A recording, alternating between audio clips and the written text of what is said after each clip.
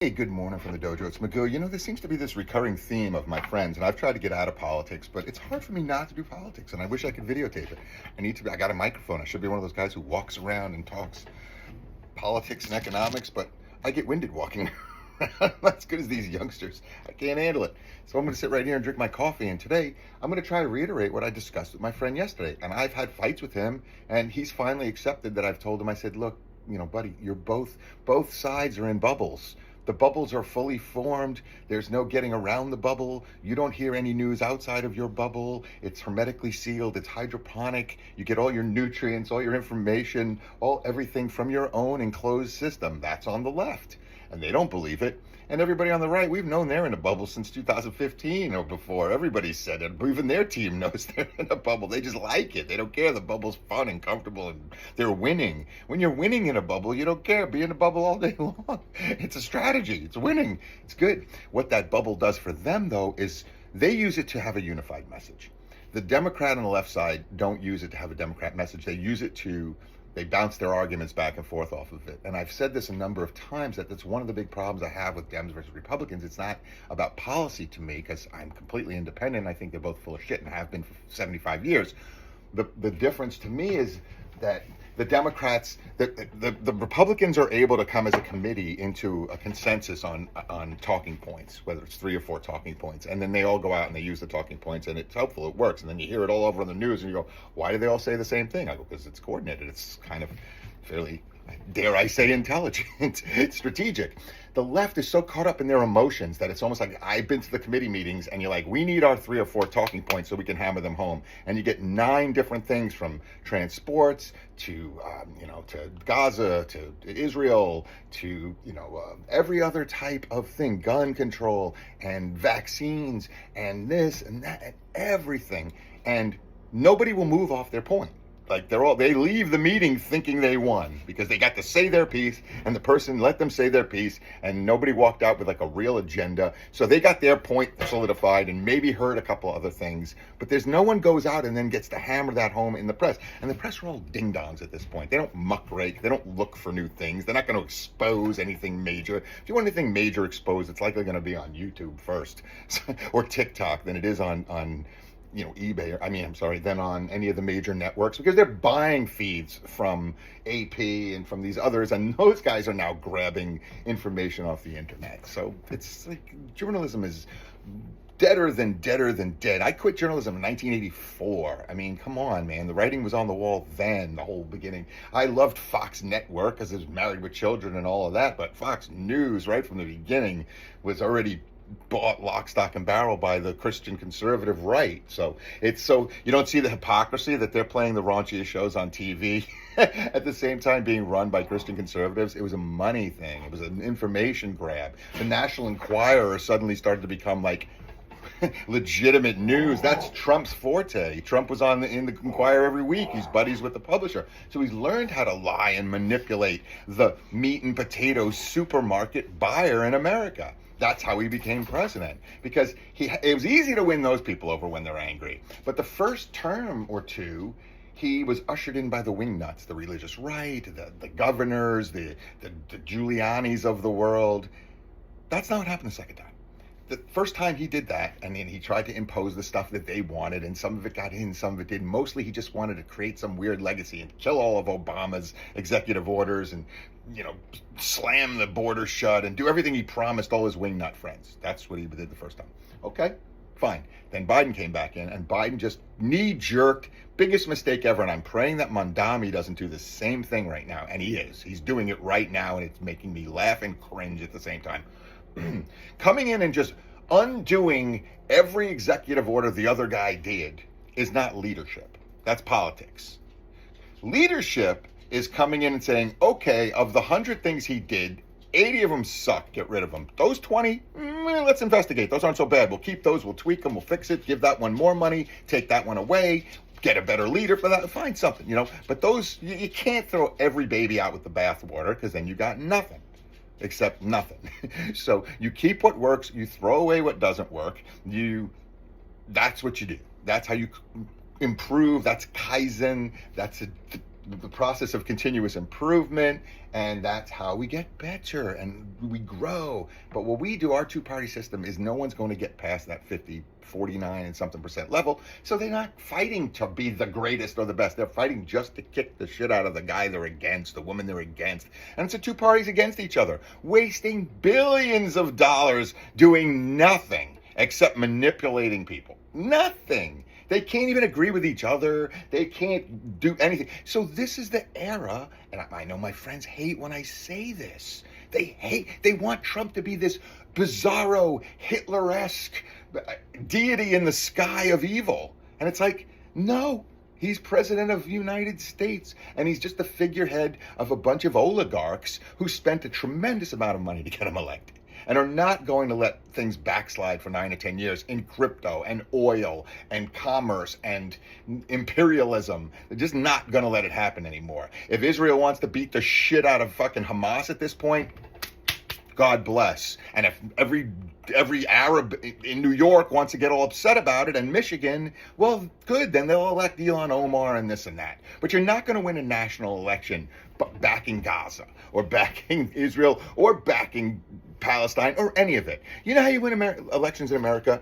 The same old way. You promise health care, a chicken in every pot, wage increases, tax decreases, economics, finances, money. Then you'll have a certain matter of wingnuts who are going to vote purely on certain things. Abortion. That's the killer. I don't know how pollsters even exist in the world anymore when they don't understand abortion. Because when I moved from New York to Texas previously in my life, nothing ever became more obvious. It's the only reason Ann Richards can win in Austin, because they don't care about the abortion thing. The whole rest of Texas is primarily Christian.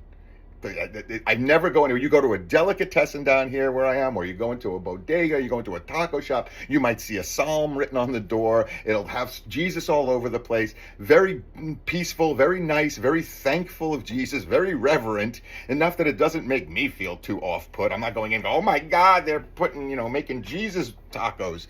No, it's just their life. It's their family business, and that's what they do. But I'm saying those people here, it's amazing to find, I'm in South Texas, it's historically liberal. Isn't that amazing? But they're still going to vote anti-abortion. They can't sit right with God voting for someone who's potentially will allow abortions. And I'm not saying they're right or wrong or whatever. I'm saying that pollsters don't acknowledge this when they're conducting polls. So they're saying, well, it's a red state or it's a blue state, and historically they go this way or go that way. And I go, historically they go that way because of abortion. Locally, you'll see they go liberal, but you don't acknowledge that. So how do you bridge that? How do you get a message across that lets these people know that you're killing yourself financially because of abortion?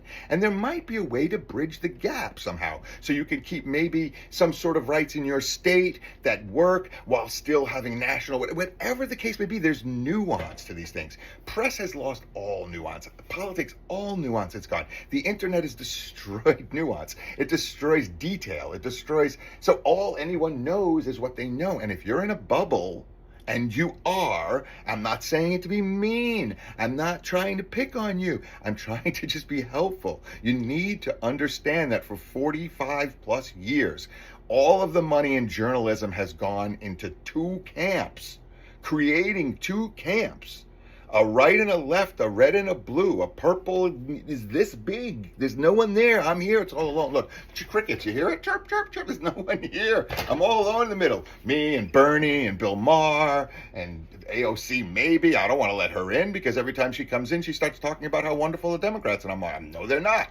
I'm like, I like you as whatever this social democrat, whatever that bullshit is, because it's not socialism or democracy, and it's not social democracy. You can't just keep making up names. These things already have names and definitions. But this is what the parties do now. They just make shit up, and the press goes, yeah, yeah. And I tell you, I say it's unfair, it's rigged, and they go, you can't say rigged, that's Trump words. Rigged, rigged, rigged. Well, you tell me. I tried to run as an independent in one of the most populous, prosperous suburbs in America. And if you were in the Republican committee, you needed 1,500 signatures to get on the ballot. If you were in the Democrat committee, you needed 1,500 signatures to get on the local ballot. If you were an independent, you needed 5,000 signatures in a race of 15,000. A third of the potential voting electorate, you needed to stand in front of supermarkets and elbow out Santa Claus and the Girl Scout cookie salespeople and whatever else was there and try to get all those signatures. Impossible. And a lot of this was before the internet. So you couldn't just send out a bunch of BS email through your committee and have people just electronically sign. You can do that now, and they immediately put rules and restrictions on independence. Who creates those rules? The two parties together.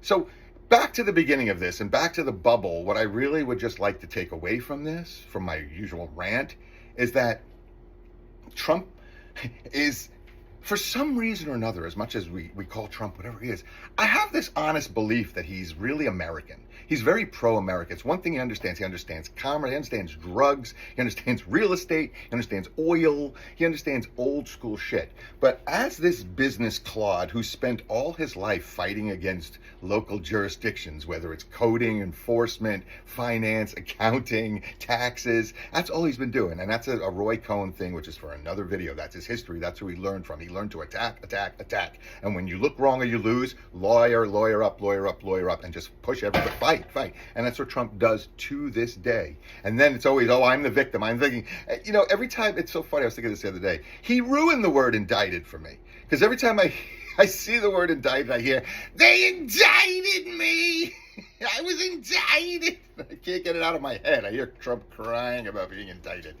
They indicted me. So, and yeah, so I'm going to get retribution for them indicting me. This is all shtick. This is all the game. And so by just knee-jerk being against everything that one guy is for or the other, again, in that 20%, Trump's repatriated manufacturing. It's a big fucking deal. I'm sorry to tell you people. I'm sorry to tell you outside of the bubble speak. Here's when you're outside of the bubble. Get ready. You might not have much oxygen. You're only going to last 30 seconds out here. Most of our middle class is gone. It moved to Mexico and China and Malaysia and Singapore and Nicaragua and Haiti and everywhere else that will manufacture cheap. We jobbed it out. That's what we did. Now, the way a country develops wealth is manufacturing. So when you job out all of your manufacturing, you lose a huge portion of your wealth. And basically that's our middle class, because we stopped manufacturing. So that middle is what got hit the most. Cars, electronics, clothing, cotton. That's the stuff that all disappeared. The stuff that everybody made between, $10 and, $50 an hour to do. And those are the jobs that went. So don't get upset when I tell you that where you live, malls are closing and stores are closing and strip malls are not opening, bodegas are opening, and the biggest shopping now is Walmart. And who's growing fastest but Dollar General? Down by me on the border, where the Mexicans come back and forth over the border and Americans go back and forth, this is the symbiotic trade. Americans go there for dental and medical assistance because they don't have insurance or can't afford it, and they have perfectly excellent medical down there, better. I've done so much better since I've been here. The second thing is they come across the border for their favorite, I don't know why, Ross stores, TJ Maxx, and Burlington. So those strip malls open all the time. You get your Target, you get your Walmart, you get supermarkets, Costco, Sam's Club, BJ's all come in, and then it's always, like I said, Ross stores, TJ Maxx, and Burlington. And I'm like, I don't even know what the Mexicans are buying in Burlington because it doesn't get that cold, but I guess it does.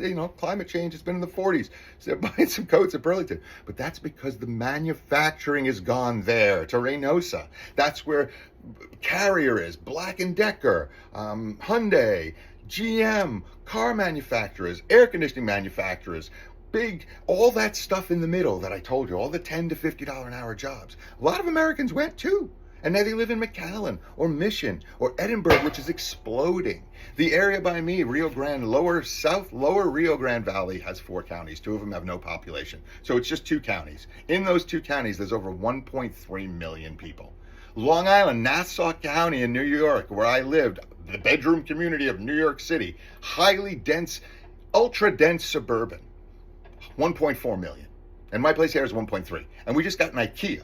So the Mexicans are going to the IKEA. They're not doing what's in your mind, as your perceived notion of what goes on around the border. I go there my dentist is there. And they do a great job. And in fact, all I got last time was a cleaning and a checkup, and my dentist had an assistant. In New York, I always just got a hygienist. There's no assistant to a cleaning. That was crazy. So cleaning with an assistant, it's silly. It cost me $40, no copay, no nothing. And it's like, so this is, our perspective is screwed up. And I'm going to do a series of videos that where I live is the greatest retirement secret in all of the country.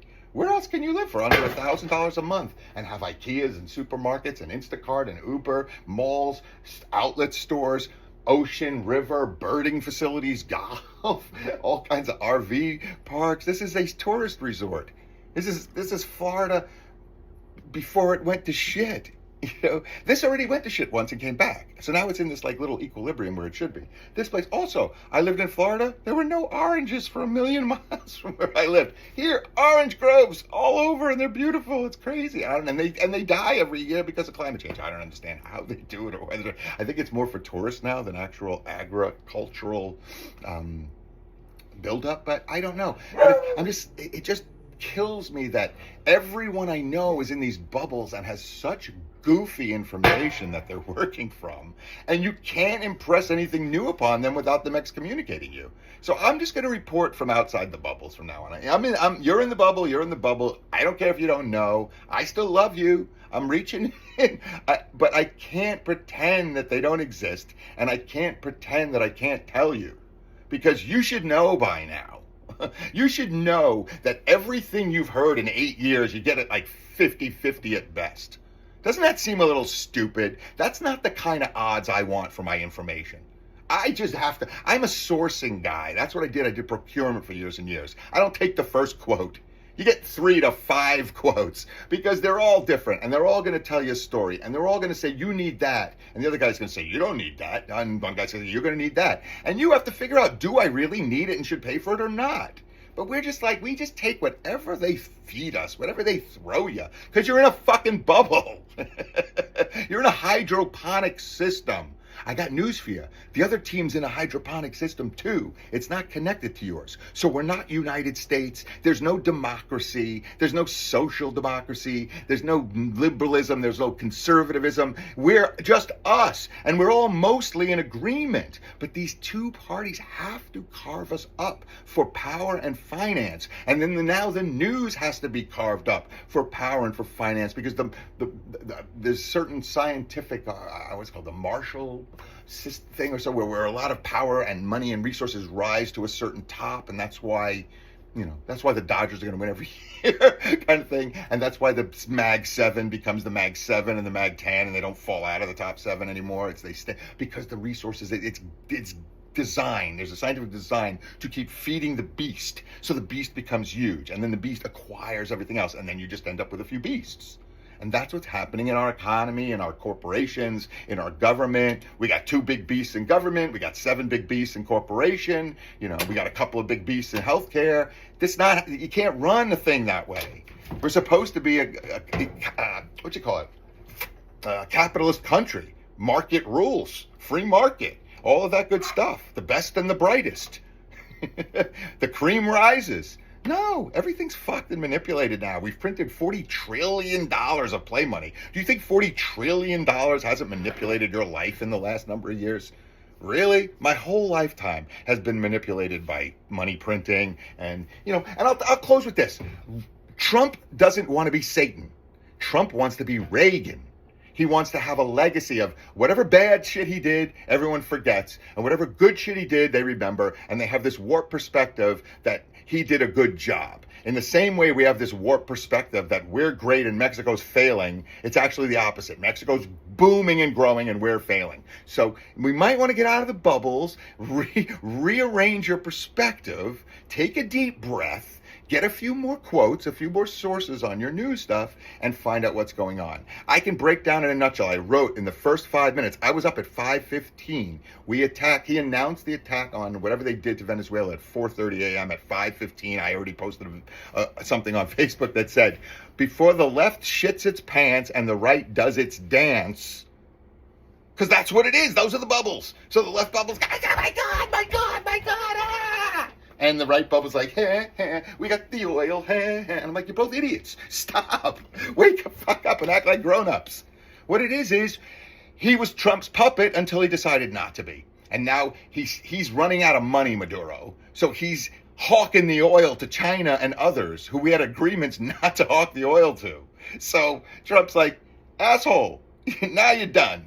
And that's it. So he pulled him. They didn't kill him. They didn't do anything. They just exiled him. Same thing we've done to before in Nicaragua and in Iran and all over the world. It's not new for America to do this. What's new is we didn't always have a president who would just announce it and say, this is our policy to do this. We usually did it through the CIA. We usually did it through more clandestine kind of things. And then we heard about it, and Congress had a big fight about it. So Congress would be like, we're still fighting about the Iran, the Contras, and all that stuff, the FALN, and these different regimes and terrorist groups we've taken out over years and years that the CIA took out. We still argue about that. The press and Congress still argue about that. And Trump's like, I don't want 20 years of fucking arguments about this shit. I'm just going to get it done.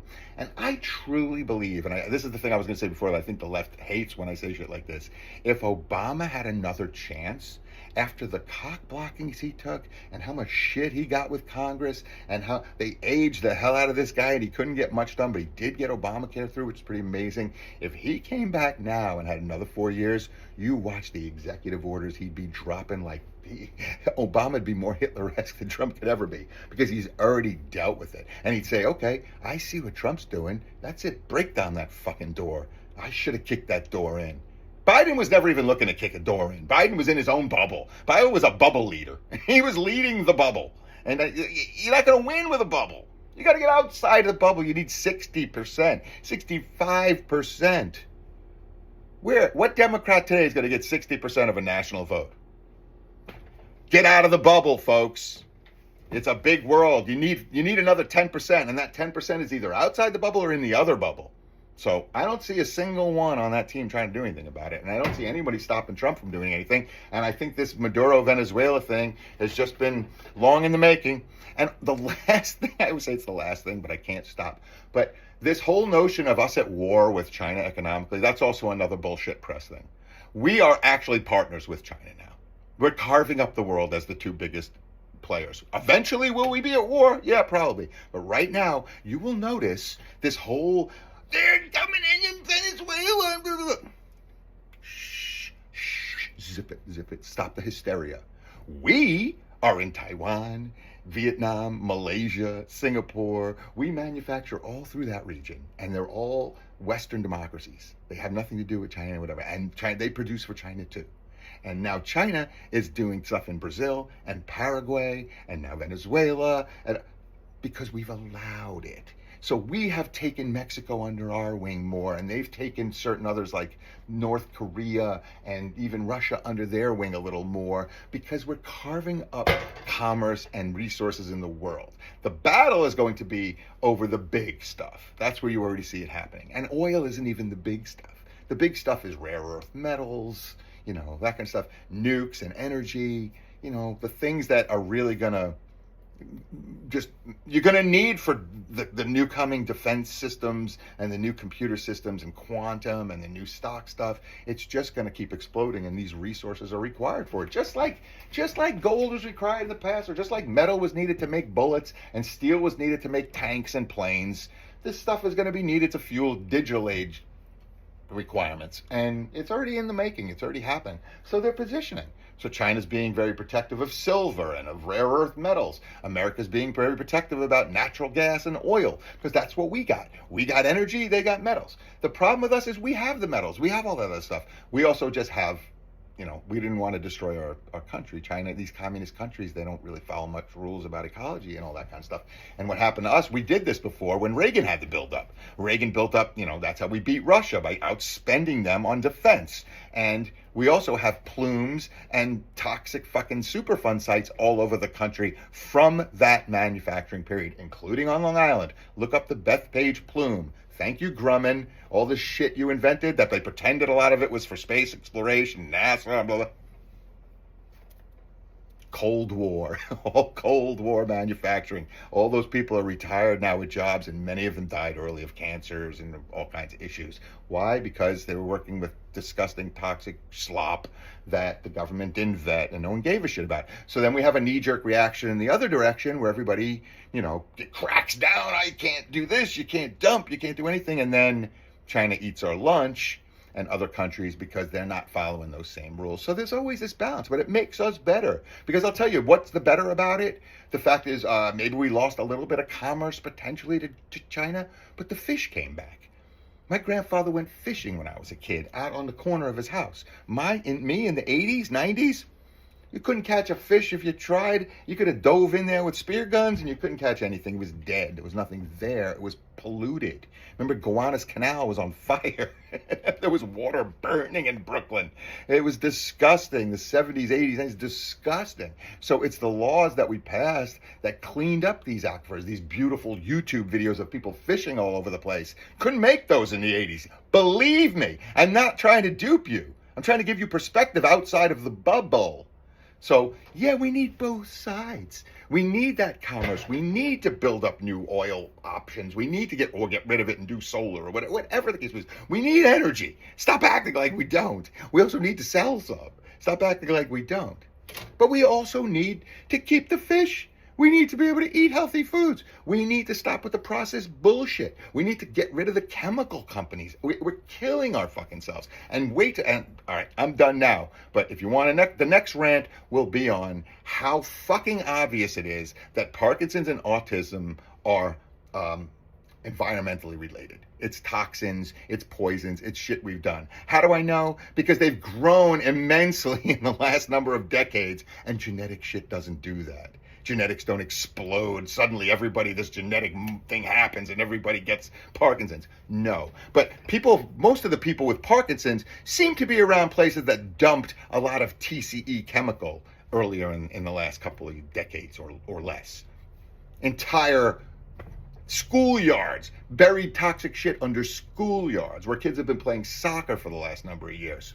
This is why, possibly, rather than vaccines and this political bullshit, is it possible all the toxic dumping we've done has damaged our health? Have you ever sucked a bottle of fucking furniture cleaner by accident? You spray in some shit and you get Lysol in your face? Does that taste good? Does that smell good? Think that feels good in your lungs? Well, that's what we've been doing, breathing and eating and drinking on a full-scale basis for the last 50, 60 years. And that includes the stuff on the shelves in the supermarket. It's a bummer, but yeah, there's plenty of people who've reported on that. If you can't understand the shit you're reading on the back of the box, you probably shouldn't eat it. You might as well eat the box, because it's the same shit. So it's processed paper turned into a package. The other shit's processed paper or whatever turned into food. Come on, people. Eat a fucking apple, okay? Help the farmer. Help the orchard. Get some decent fertilizers. Oh, that's another thing. We've destroyed all our own soils and farms because of the chemicals. So come out of the bubble. Join me in Rantville. If you're not ranting about everything, you don't know anything. If you're just ranting about the other side, you're in a bubble. So I welcome you to bubble-free life. The oxygen is fine. The information, it's tricky. Peace out, everybody. Have a great day. Love you. And please like, share, subscribe. I'm making all kinds of videos these days. I'm all over the place. Going to let my ADHD run wild on YouTube. Hope you join me. Peace.